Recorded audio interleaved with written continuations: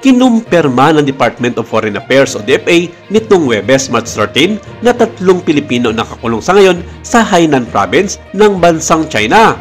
Ang DFA gayon pa man ay hindi ibinunyag ang mga detalye ng pagkakulong ng 3 Pilipino sa pag-post na binabanggit ang pangangailangan na protektahan ang kanilang mga privacy.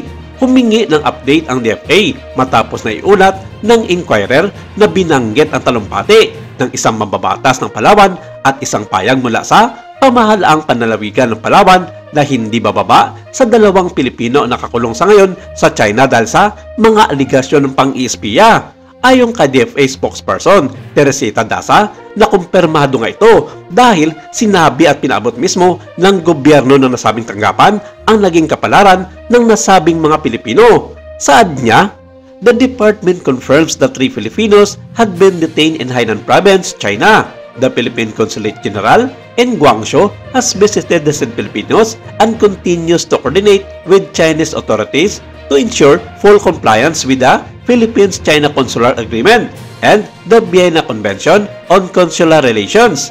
Kinumpirma ng Palawan Provincial Information Office sa isang payag noong March 12 na 2 dating benepisyaryo ng isang Hainan Government Scholarship Program sa China ang nasa ilalim ng kustodya ng Chinese Police.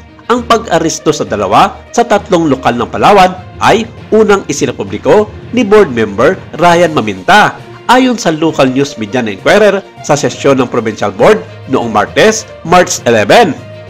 Si Maminta ang unang nagsiwalat na ang 2 ay kasangkuyang nakakulong na ginawa ng gobyerno ng China sa mga aligasyon ng espiya at malaki ang posibilidad na naging epekto ito sa naging tuloy-tuloy na panguhuli ng gobyerno ng Pilipinas sa ilang mga espiya ng China nitong mga nakarang buwan. Hindi rin dapat paniwalaan ang mga lumalabas na balita na binubugbog ni mano ng mga Chinese police ang mga Pilipino na kanilang hinuli. Ayon sa mga eksperto, walang ibang rason ang China para huliin ang mga nasabing mga Pilipino at isang bahagi ito ng kanilang ganti sa ginawa ng gobyerno sa panghuli sa kanilang mga espiya dito sa Pilipinas. Sinabi ng Palawan News na isa sa 2 ang nakakulong habang papunta sa isang job interview. Itinaas din ni Maminta ang posibilidad ng pangatlong Pilipino na nakakulong kasama ang 2. Gayunpaman, hindi makumpirma ng mababatas ng Palawan ang mga ulat na ito ayon sa local news na Inquirer.